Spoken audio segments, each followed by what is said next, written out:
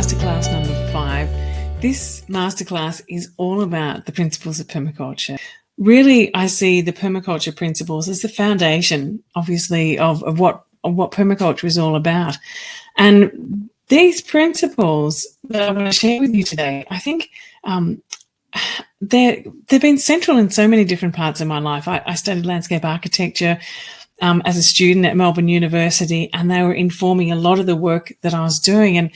And instead of sort of designing for clients, I was focusing very much on designing with communities and with nature, and using these natural principles, the principles of ecology, the principles of permaculture, which are natural design principles, to actually find ways to do regenerative design. And so it was when I discovered permaculture, I guess in a way through that, it all just made sense. And I really feel as a design philosophy, as a design science, these principles are very, very useful. They're like a checklist in a way, and a guide to set you on the right path. I also used these principles of permaculture to inform my sustainable education masters that I did. And so I used the principles of permaculture and applied them to how you can teach sustainable education programs. But for so many things, I've used them to develop Nature Kids programs, in food politics lecturing down at Griffith University. I've used the principles to design my own homemade permaculture garden here, which is a teaching garden, and in helping to design lots of different community gardens and city farms in many parts of the world. So the principles can be applied to place, they can be applied to programs and education. They can be applied to designing a livelihood. So there's so many different ways. And that's interesting. Just a couple of weeks ago, I went with my children to a program that was part of the World Science Festival in Brisbane. And the topic was about extreme cities. And they were looking at how are we going to design our cities in the future to adapt to climate change. As things are changing rapidly, how are our cities going to respond? And I found it fascinating that a lot of the language that they were using is the language of ecological systems. It was the language of collaboration, of flexibility, of being contextual and responsive. And this is the sort of language that is being used at the highest level now in terms of decision making and design thinking. So I really see, it's up to us all to sort of create locally relevant applications of this, and we can use the principles to design our backyards, our balconies, our streetscapes, our life, our work. Use the principles to guide how we invest and spend our money too. It's not just permaculture is not just about the gardening. And so I'm hoping through this masterclass to really explore that. I mean, it will be very much focused on the gardening, but as we talk, I hope that we can extract out many of the other meanings of the permaculture principles too. So I will skip to the next slide. There we go. So what are the principles of permaculture? Essentially, there's 12 currently used principles of permaculture design that have been articulated very clearly by David Holmgren, who you can see in this picture with me there.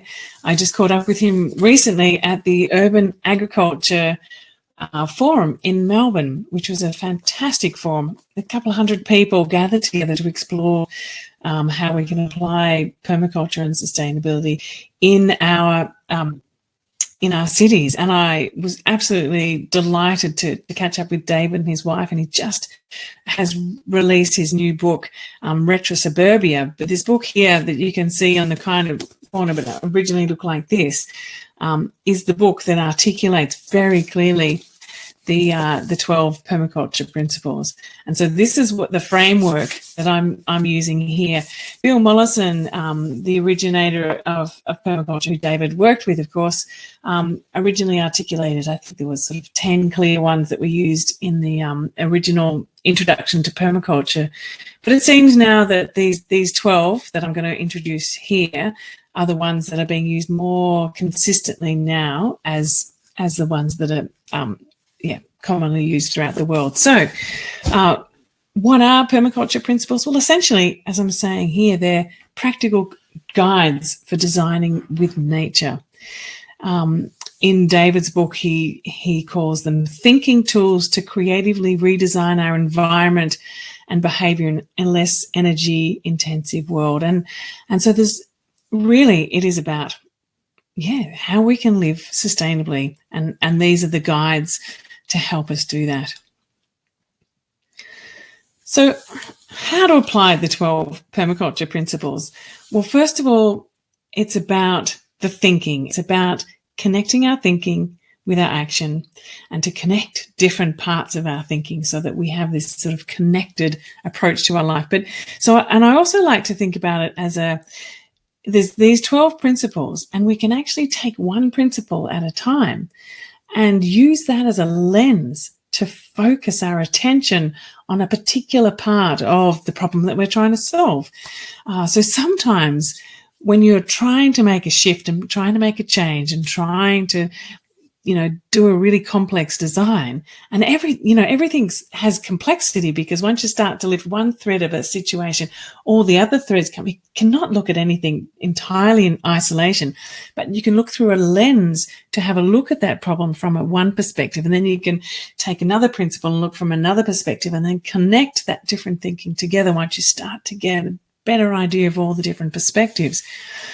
And so, and like I said too, I really see the permaculture principles a way to consider all aspects of your life through a permaculture way of thinking. So the first principle of permaculture is about observing and interacting. And just to sort of take a step back, really I see these principles, I guess, about how we can ask the right questions all the time. So when we're observing and interacting, it's about being in nature and being conscious of where we are and what we are being informed by around us. So let nature be your teacher and be in a constant process of observation. And it's not having this sort of observer-observed relationship. It's actually a constant interconnection. And so we do interact when we're observing. So we be out in nature and we feel what's going on, and we are conscious of that throughout all the different steps. And so never stop observing and never stop listening to nature and listening to culture and listening to all of the different things around us. So first and foremost, all the time, it is about observing and interacting. One of the things that was a few years ago now, at Schumacher College, I had the pleasure of teaching a course. It was called Design for Life, and it was a permaculture course and a biomimicry course merged together. And so I had the pleasure of teaching with Janine Benyus, who is the founder of biomimicry.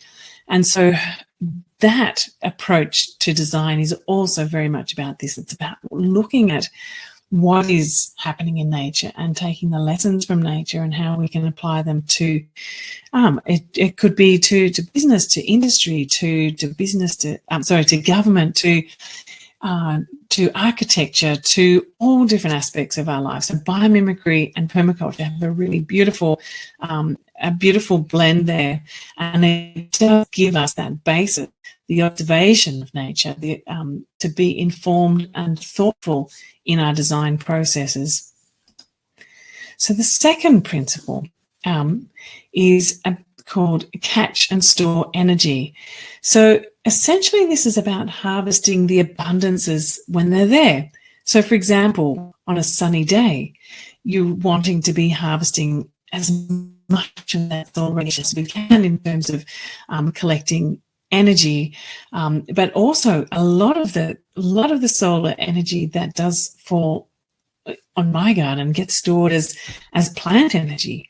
And so not to just always think from a technological perspective, to actually to think about what's happening in a natural perspective. So how can we collect the solar energy and really turn that into an abundance? And wind is something that's also in abundance, and you can use that to your benefit. Sometimes wind is a problem, obviously. So how can you design to maybe deflect that at that time? But you could be deflecting it somewhere else where it can be collecting, maybe with wind power. Water is an obvious one that you want to catch and store to collect when it's wet seeds, so then it can get you through the dry season. You're not just collecting it also in tanks and big cisterns, but it's also collecting it in the soil. And how can you design your landscape in order to collect and store that water as high up in the landscape as possible, so you have the opportunity for gravity feed down? So once water's got down, it's really hard to get it back up. So keep it up as high as possible for as long as possible, and allow it to gradually work its way down through the landscape slowly, so it's infiltrating and being drawn up by the plants and being utilized in as many different possible ways that you can along the way. Now, this plan on the side here is just a little part of the design of my garden, where the main contour pathway is actually not only my access way, but it's my water collection. So it's like a terrace where the water slows down and infiltrates into the gardens below that through these little keyhole beds, keyhole pathways where the water gets directed in and becomes a soak into that terrace. So there's no pathways that go straight through unless the little stepping stones across. It's all about collecting that water and keeping it in, and utilizing just earthworks, but organic matter too, to store the energy, store the water. So biomass is a really important thing, which is about what I mentioned before, collecting the solar energy into plants and growing as much biomass to create as much abundance as possible for your compost, for your soil, for your cells, for your animals. And this energy, this free energy, and the growth of plants, the natural growth of plants. We're not even talking about technology, as I said. Even before we get at pointing so much to shift and change parts of our designs. Now, seeds are an enormous abundance that we can possibly catch and store in terms of energy. I mean, obviously, as food, the seeds give us lots of energy, but seeds give us the potential for future growth and future energy. So if you think about it, for example, one lettuce that grows from a seed, one seed grows into this beautiful lettuce plant, and you're harvesting all the leaves from the side. You're getting lots of food for many weeks until gradually it gets to the point where it starts to throw up its seed head and its flowers, and then its seeds. And if you allow it to go fully to its seed and mature, one lettuce plant, one seed can give you the potential of possibly 10,000 seeds. So that is an enormous abundance that you can catch from that one plant, and then store it as a potential to create far more in the next season.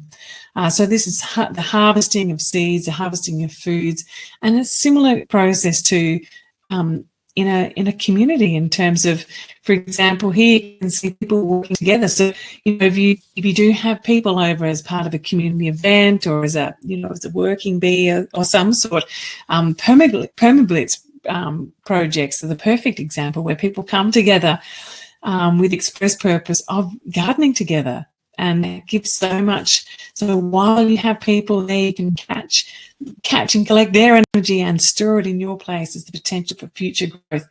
So, through this thinking, it's a great way to actually just harness things when they're there, not try and force them when they're not, but go with the flow and try and create opportunities where you're able to do that collection and store and sharing, of course.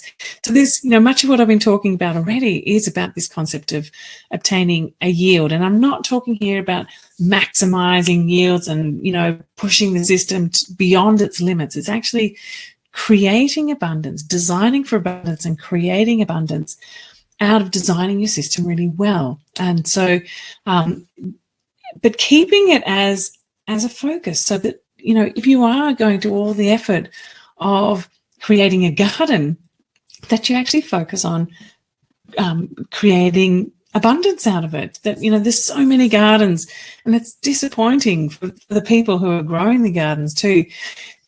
But they start these gardens and then, something happens and they abandon it, or they're not sure what to do with the food. And so all this effort goes in, but no yield comes out. There is I heard recently that in Melbourne, it's almost 50% of people have some kind of vegetable garden growing, but within 5 years, this changeover happens, and then a lot of people have abandoned it already. And I really think it's because this sense of, great, we'll give it a go, but then actually just can't maintain it because it's not really giving anything back into us. So doing it well, obtaining a yield, thinking about designing for abundance. And it's simpler than you think. For example, I always talk about my pumpkins, because enormous plant. At the moment, it's got a whole edge of my garden, and it's massive. And I know I'm going to get this beautiful, beautiful harvest of pumpkins this year that are just going to be awesome, because we're getting lots of rain and I can just see them swelling up. But while I'm waiting for those pumpkins to grow, there's an enormous amount of food. So all the leaf, or the big leaves and the shoot and the flowers, all of that is edible. So I see this amazing possibility of yield coming off that even before we get to the pumpkin. So thinking about all the different parts of the plant, and also thinking about your garden as in other ways too, as for example, my garden is my teaching garden. So another yield that I get from the design of my garden is actually courses and workshops, and the possibility of earning an income from my garden. Other people that I work with have little nurseries, or they do food processing, and so there's other yield that can be gained from the garden, not just for personal food, but actually for generating income out of that too. And I'm, that's obvious from a big a farm size, but I'm just talking little backyard gardens here. Even from a tiny little backyard, you can do a lot in terms of really creating quite an abundance of services, of products out of just a little garden. So number four is apply self-regulation and accept feedback. And I apologize for this picture of my nose here at the moment. One of the things that I do a lot of is spend time in the garden, observing and interacting, but it's also about noticing and reflecting and reviewing, thinking about, how is that going, and asking why is this particular plant doing well in this spot, but it's not doing so well over there? And why is it that this plant is completely eaten, and why is this one over here not? And so it's that being open to not going, okay, I have my system and it's going to do that and I will make it work, whatever. It's being interactive, being an active participant and co-evolving with that process, and accepting the feedback that sometimes it's wrong, you put that in the wrong place, and that's okay, because that's a lesson to learn from it, and to be constantly evolving and adapting and changing and accepting the feedback, and then and creating the system even better each time from those lessons. So being aware and being humble in the garden, that we're all learners all the time. We, even when you've been doing it for a very long time, you're still a learner. And actually, the longer you do it, you realize the more that you have to learn, which is a wonderful thing, always being open and green to new knowledge. And it applies in different ways too, because I had a little accident the other day with a cow hoof. And this was a great reminder to me of being present and being in the moment, and particularly around animals. I'm part of a little cow collective here at Crystal Waters. We have just a few cows, and a number of families have worked together. And so for me, it's once every 2 weeks at the moment, is my turn to go down with my family and milk the cows. And so we harvest the milk that day, and we make our cheeses and yogurts and all sorts of things, as well as having a store of milk for the time. And then the next day someone else does. Anyway, so I was down there at the cows, and and I was about to start milking our first cow, Annabelle, and they're all lovely cows, and we get along fantastically. And I'd let her know that I was there, and my daughter Maya was at the front feeding her, and so I was all ready, and I sat down and I turned on the milking machine, and it didn't work. And so I got up and I went to ask Evan for some help to fix the milking machine. He was down the paddock getting Greta, who'd nicked off down the back somewhere. Anyway, so I came back, and all of a sudden the milking machine started working. So I sat down quickly to try and get the cups on Annabelle before, anything else went wrong. And, well, I should have just stopped and waited. And I wasn't mindful and present in the moment to slow down and be with the animal. And so I got a hoof in the face. And I don't know if you can still see it, but I'm still got black eyes, and it's probably about 2 weeks later. But for me, that was kind of listen, be present, be in the moment, and accept feedback, learn from our mistakes, and move on. And don't make the same mistakes over and over again. I certainly won't be making that mistake again. I'm milking tomorrow morning, so watch this space. But I'm all good, I'm sure. So number 5, which is about using and valuing renewable resources and services. So this is the title of the principle. Now, what this means is really about, again, this abundance thing keeps coming up all the time, doesn't it? So embracing nature's abundance. It's what are the things in nature that do the particular jobs that, like, for example, what do chickens do? What do chickens love to do? And what do chickens love to do in the garden that can help you do a job that you don't need to do? They like to scratch up, and they pick off pests, and they do weeding, and they open up soil, and they create fertilizers and manures. And way I use them a lot in my system is I have an area for them where I throw in lots of scraps, and there's hay, and they're manuring that. They've got the hay and then the food scraps, and they're mixing it all around. And then I have a door on the edge of on another side of the chicken pen that I just rake all that pre-mixed compost material straight into the compost bays, slightly downhill from the chickens. So there's this movement down. So the chickens do that pre-processing for me. It's brilliant. It's easy.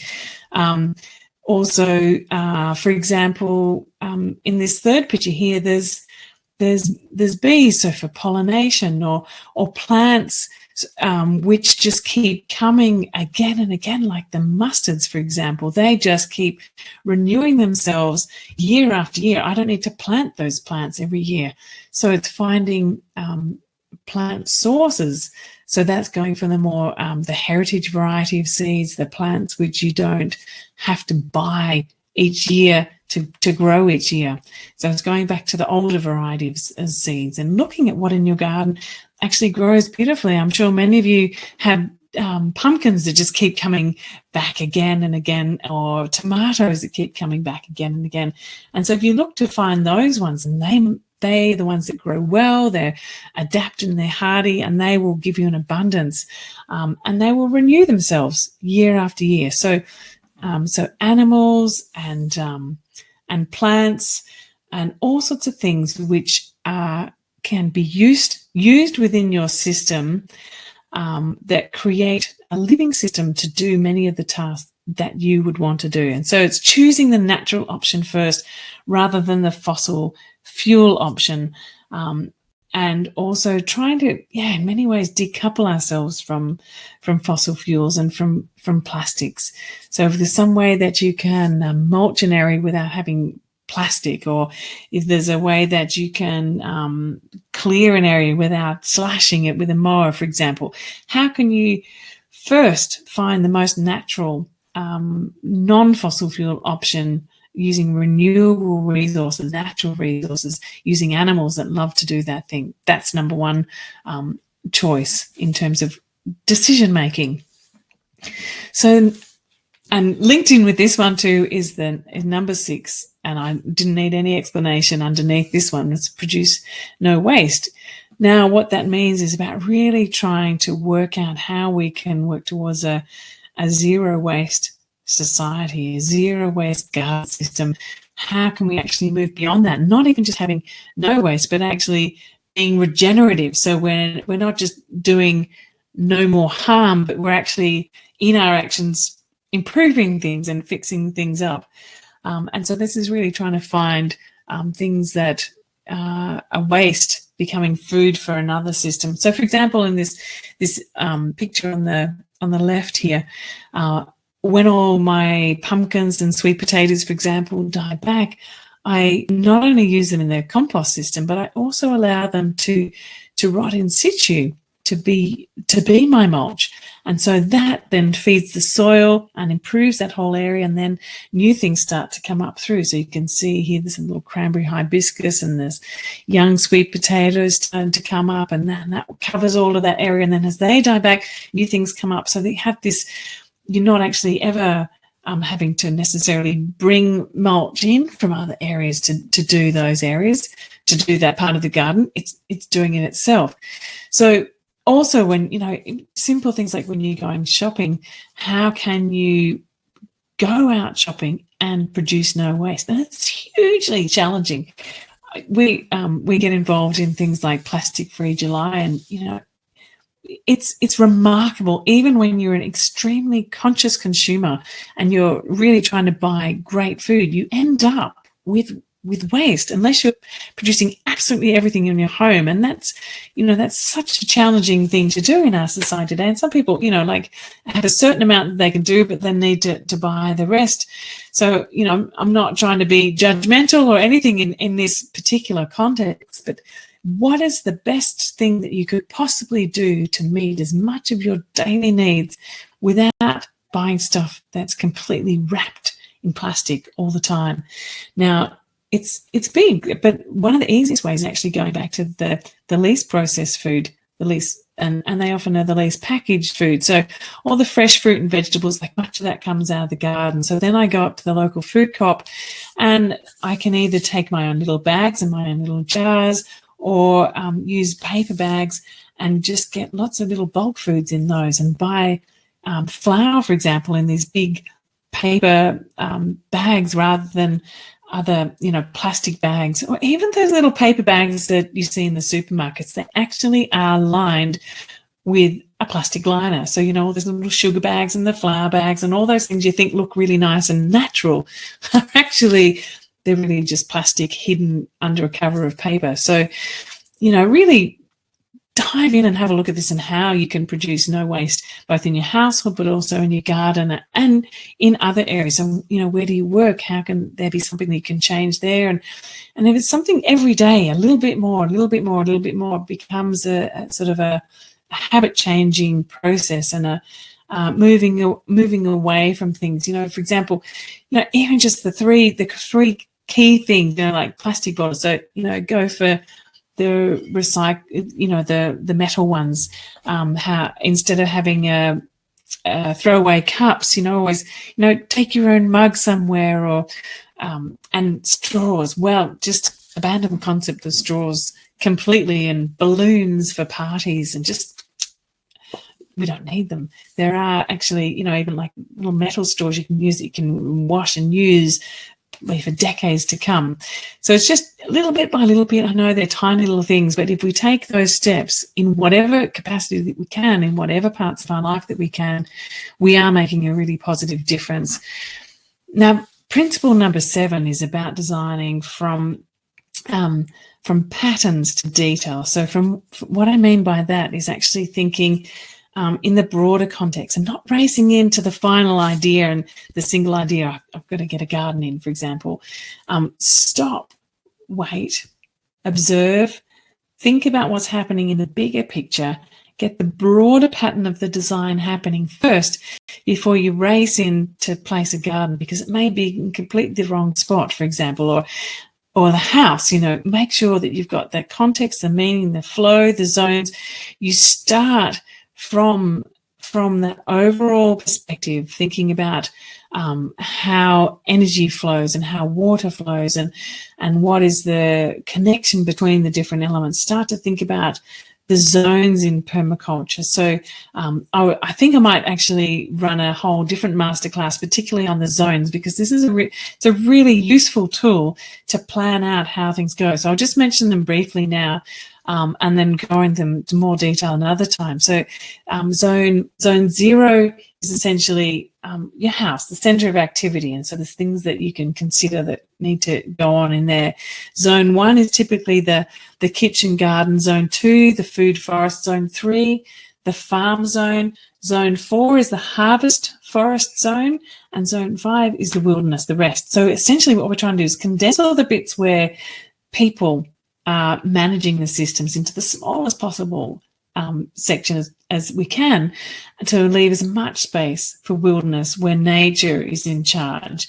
And then within each of those zones, so maybe you don't have all of those zones in your property. You might not have a farm zone, for example, but looking at what you can do, zone 0 and zone 1 and possibly zone 2, and really compact those.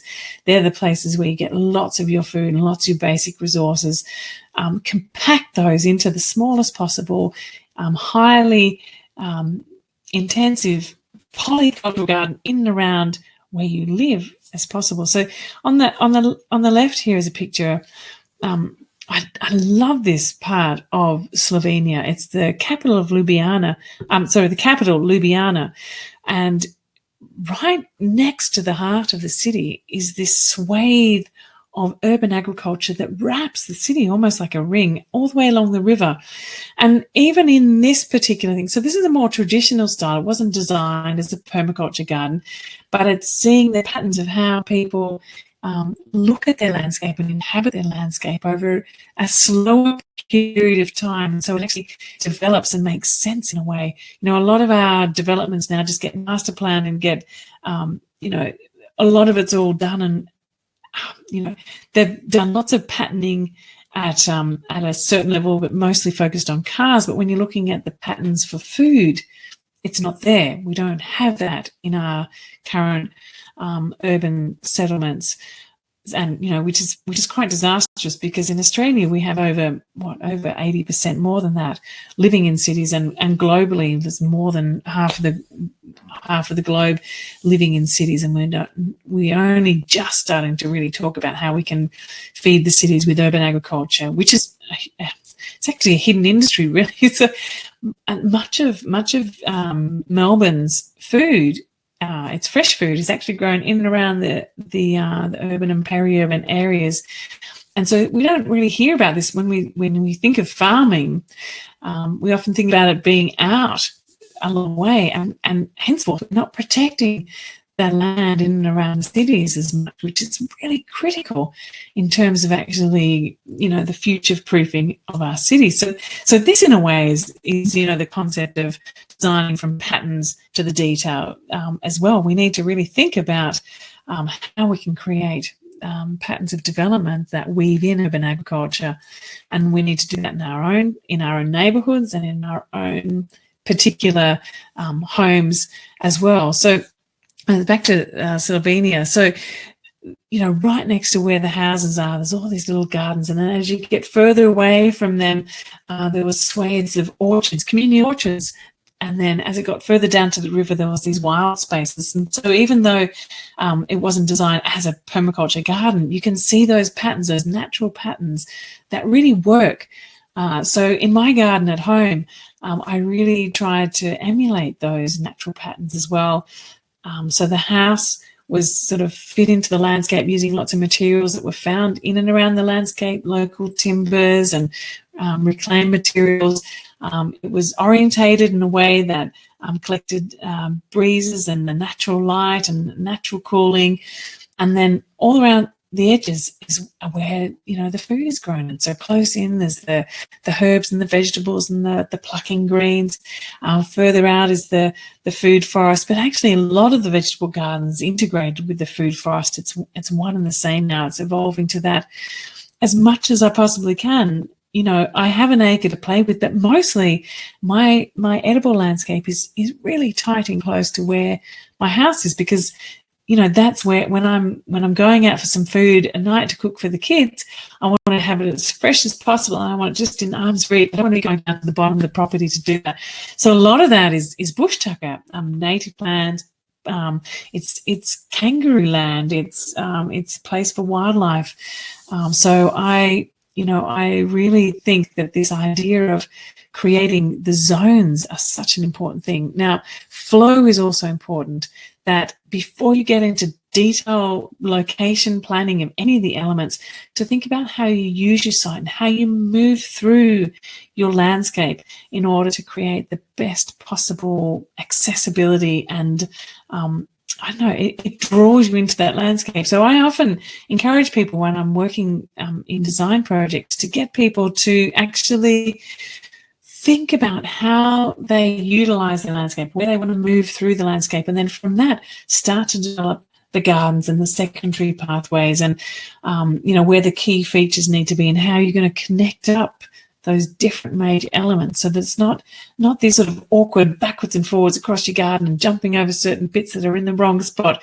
There's an easy flow through that landscape, and that then merges too with the patterns of nature, and to be having beautiful shady spots where you need them and protecting from the wind where you need them. So it's the natural elements and the personal elements connected for the best fit. And as you start to look through the lens of each of the different principles, you can start to really pull these together beautifully.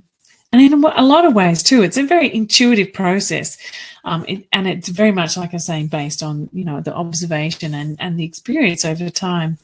So the eighth principle is about integrating rather than some segregating. And I think I've been talking about this a lot too along the way. Each of the principles, they're not absolutely separate in and of themselves. They're all integrated, but different views of the same thing from another, a different perspective.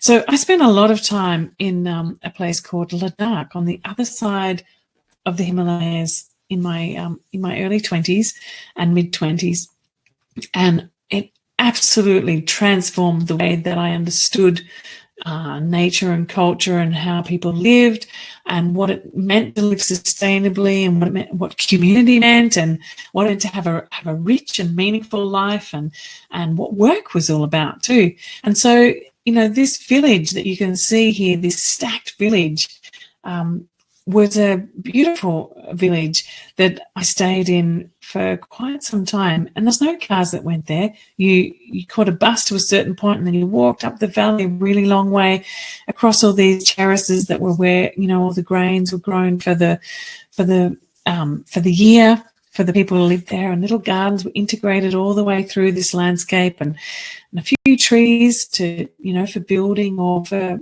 firewood, but mostly the firewood was actually the fuel was collecting the yak poo, which they made into little patties and dried on the side of the building.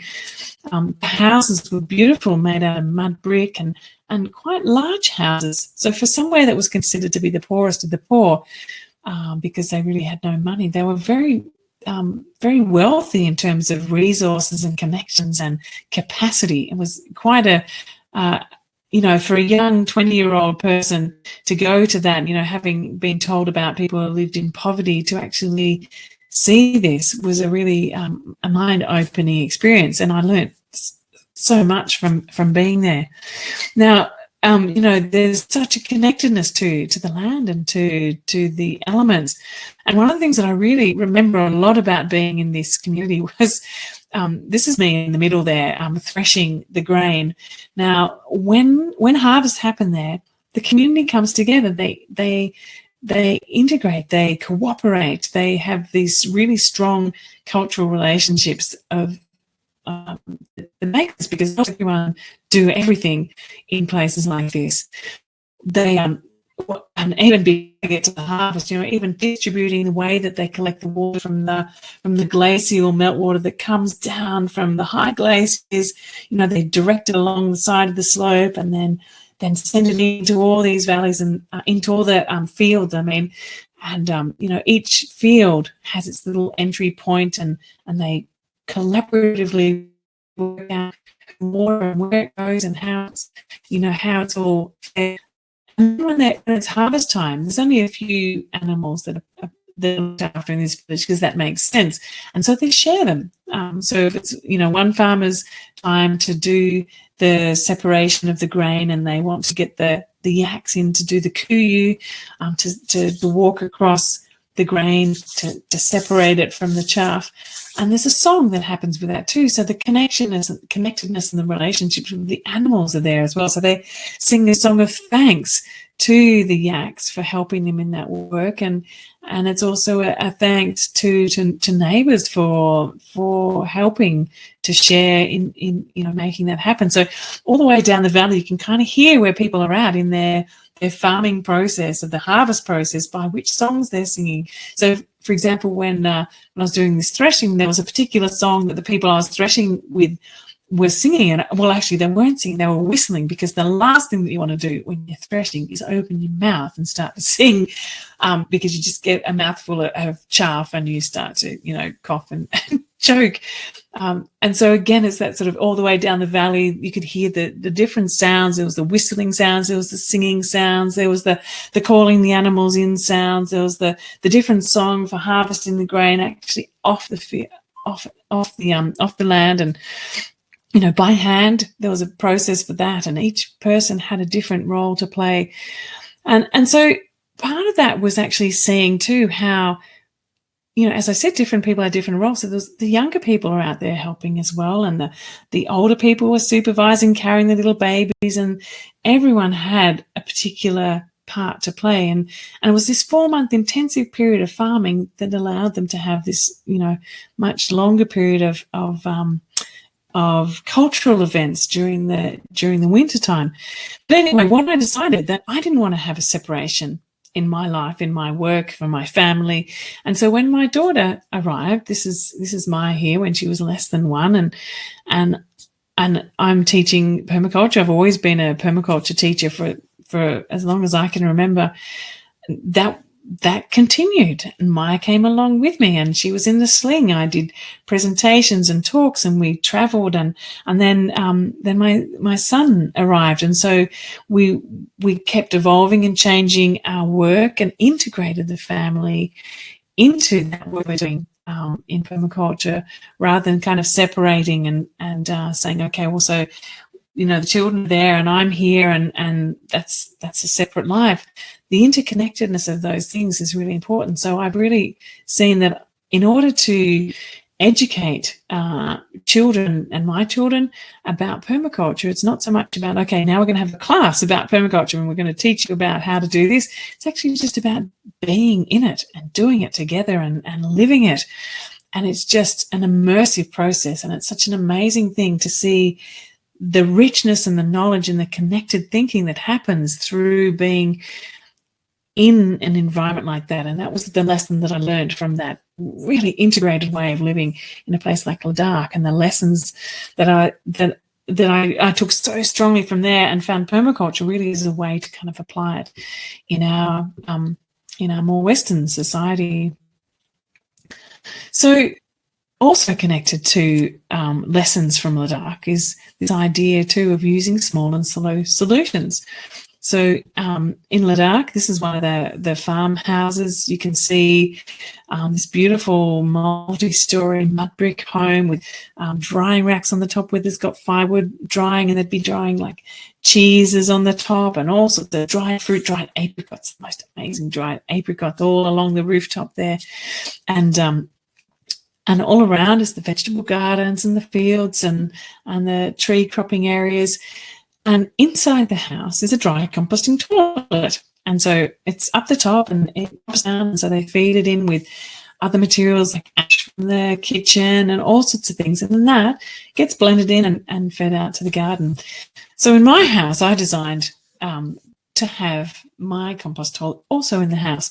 So I didn't want to have it stuck outside. It's integrated completely in the house as part of one of the rooms, and I used it was a Clivus 8 was one of the ones. I went to every single person's house in the eco village where I live, and I knocked on their door and I asked to check out their toilet because I wanted to see what all the different sorts of dry composting toilets there were. I wanted particularly to use a dry composting toilet because I know that it would help me reduce over 90% of my water consumption simply just by having a dry composting toilet.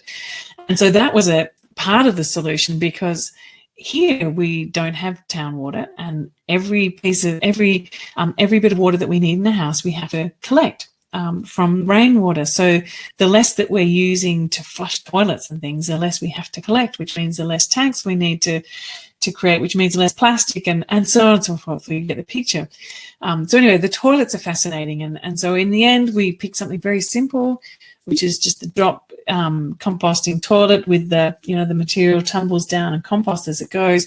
And the key critical thing is that pipe that goes up, which is the differentiation between the old style compost toilets that we found in India and the ones that we have. And it's simply that stink pipe that goes up the top, so that when you lift the lid inside, the smell doesn't come up at you, it actually goes up the pipe at the back. And so there's a little solar fan that keeps that running and keeps that going. And you could also have a non-powered fan, just like a wind-powered fan on the top, to help draw that out. So the toilet that I've just been describing is my toilet. It's a household toilet. The picture on the right is a really exciting toilet system that I wanted to tell you about, because it's a toilet system that's for a community. It's actually based at a place called Horsøy in Denmark, not far from the city of Aarhus. Now there's an eco community there, some co-housing projects and an eco development, and their toilet system is actually a collective toilet system where everyone's toilet, you can see through there's a drop composting part of that toilet, so where all the number twos, they go down the hole and then they get composted and buried out throughout the landscape to feed the soil. But they collect the urine, and the urine from all the different households is collected together and sent down to a part of the farm that's lined. And in this section, they grow a woodlot. And the woodlot, as you can imagine, grows enormously quickly. And they chop this, coppice this, and use that to fuel their super efficient central heating system. Now that's been so efficient that they've actually got surplus amount of energy from the woodlot. So what they're doing is they've got a Stirling engine now and using that to generate power. So as you can imagine, it's quite a revolutionary thing, using the urine from a village to power and heat the village. So I think it's just a fantastic system.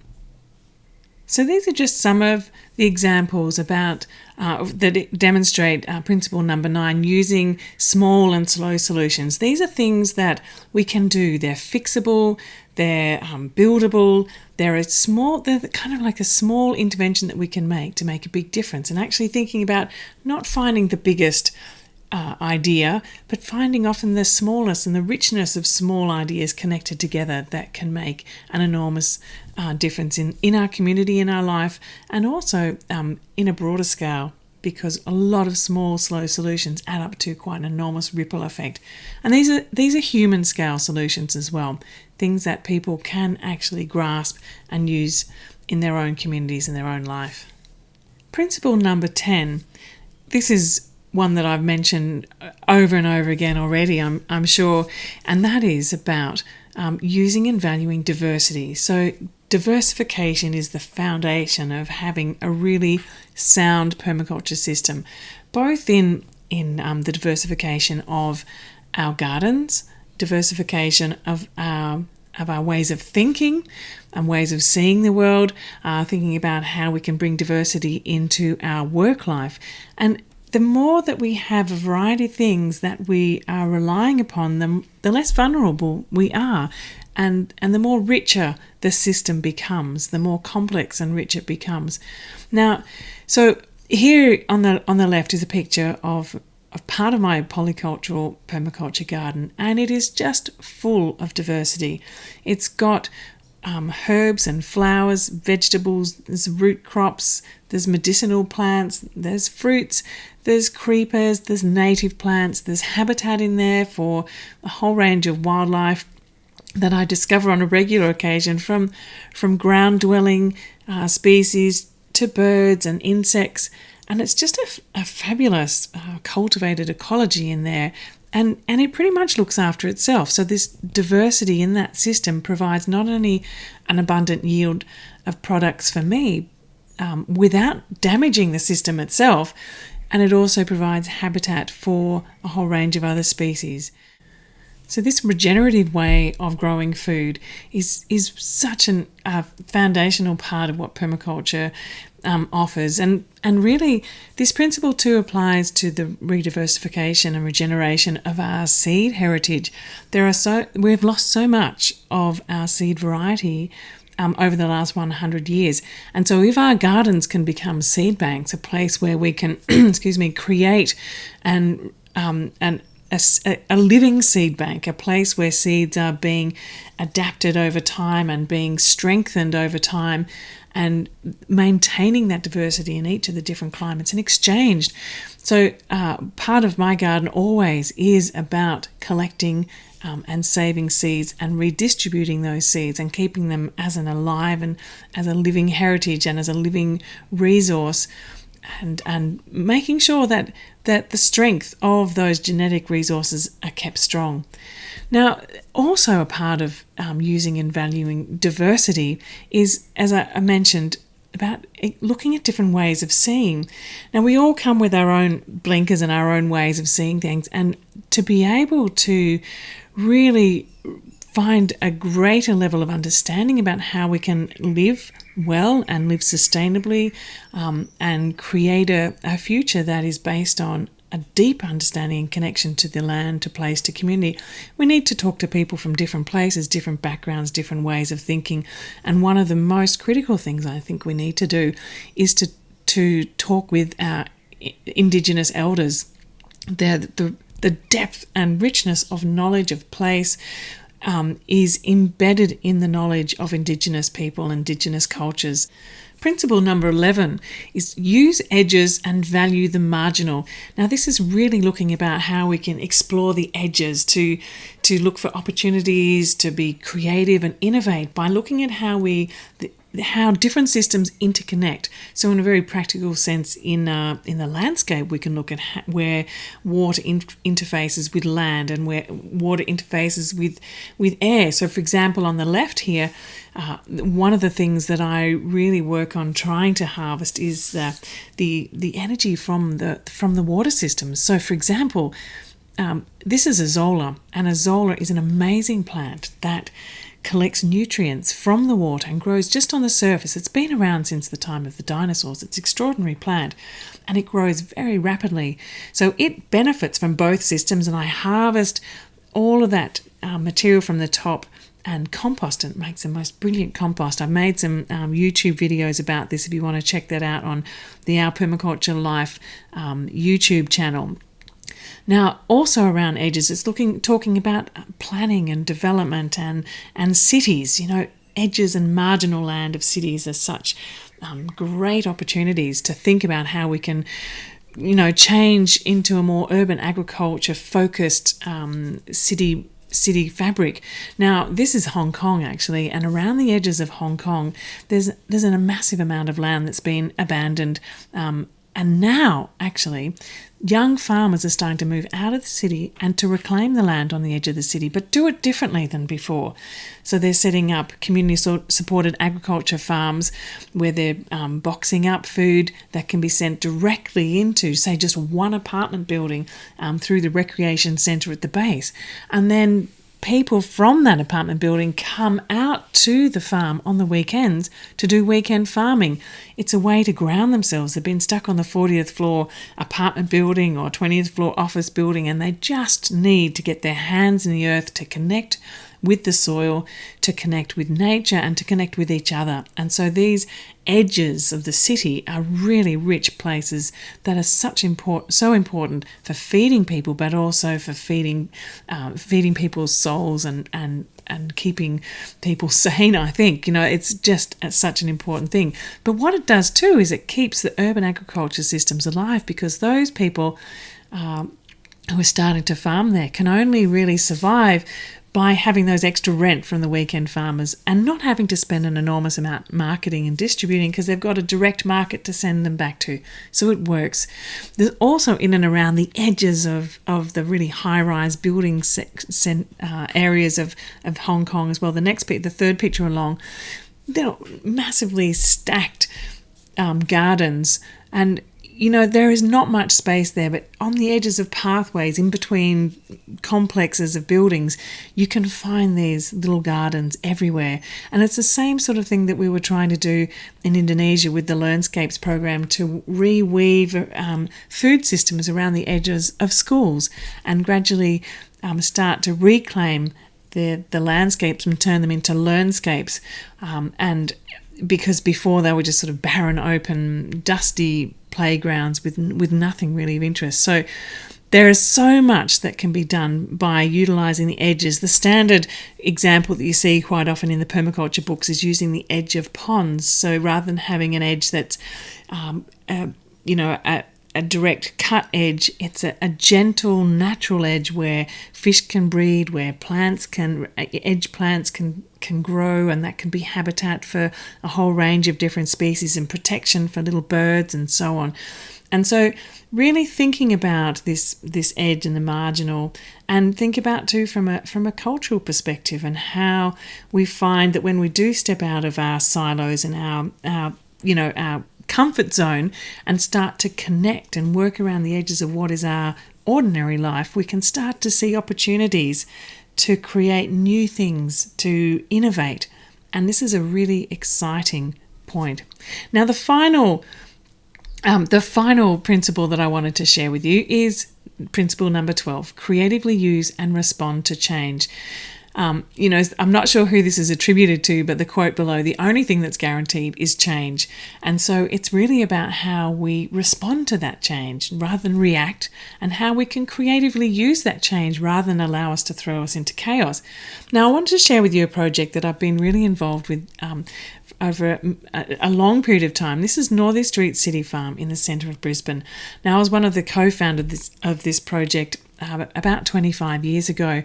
And before the City Farm got started, it was just this piece of leftover land on the edge of the city. In the 1970s, there was a massive flood that came through Brisbane, and this area had got inundated. And so the council actually brought up all the houses in this area and removed them. But the park was too small for a recreational club. It was too flood prone for any building. So it sat there for a decade with nothing happening. So after time, we were able to work with the council to take this piece of land and transform it into what is now the most thriving and alive place. It's a public open park, accessible to everyone. Every week, thousands of people flock there to the markets, to come to education courses, to come for kids programs. There's yoga, there's cooking classes, there's cafes, there's music. There's so much going on in this space. So what was just a leftover piece of land that no one used and no one even knew was there has now become this thriving hub for sustainability. And so things do change. Things always change, but how can we evolve them to create a positive solution? How can we creatively use that shift to make something that we want to? It gives us an opportunity to revision our spaces and our places and our lives. And you can just as well see how this principle can relate to responding to change in our garden, responding to change in the seasons, responding to changes that we see in our neighbourhoods, in our communities. So that's the 12 principles of permaculture design. And I'm going to take each one of these principles and dive even more deeply into them, into how to use them in design in your life and in creating sustainable businesses in my membership community, which is the Our Permaculture Life membership community. So come and join us in that. It's about $1 a day. And what we do is every week we have something different that's going on, whether it be a question and answer session, the master classes, the design reviews, plant reviews, book reviews. I do films and interviews, and there's an opportunity to exchange and learn in our learning community. I'm there available to answer questions, to give feedback on design, as well as all the other students from around the world. And we currently have people from the Americas, from Europe, from around Australia and Asia, all over the world. So within this, you get full access to all these masterclasses. This is where I house all of those, and they're available forever. And also it's where my online permaculture course, the Incredible Edible Garden course, you have full access to that too. I've created this course because people have asked me to have a longer term relationship where they can ask questions, get feedback, develop their ideas, constantly come back and interact, and have someone that they build a relationship with and know has the experience that they can get really useful and valuable feedback from. So this is why our Permaculture Life membership community exists, and I'm so excited about how it's developing so far and the kind of input and discussion that is happening. So if you'd like to join us, head on over to thegoodlifeschool.net and you'll find a place to register there. If you'd like to ask a few more questions of me first, don't hesitate to flick me an email at morag@thegoodlifeschool.net, and I really look forward to hearing from you, and I hope you'll join us. So just before we end today, I'd like to just recap on what the 12 principles of permaculture, not the official titles, but how I have interpreted them. And so, number one, always observe and interact, be involved, get out and see what's going on and watch and listen and really be present. Number two is about harvesting the abundance. So that's about catching and storing the energy. Number three is about creating abundance, thinking about making sure that you do actually create a yield. Number four, listen and respond. So that's about accepting feedback and applying self-regulation. So don't just kind of do a plan and then leave it and expect it to keep on going. It's a constant process of evolution and design iterations and being flexible. Now, number five is all about creating living systems, working with the biological resources, but also the renewable resources. Number six is creating natural cycles. So thinking about how the waste from one system become food for another and creating a real web of connections around that.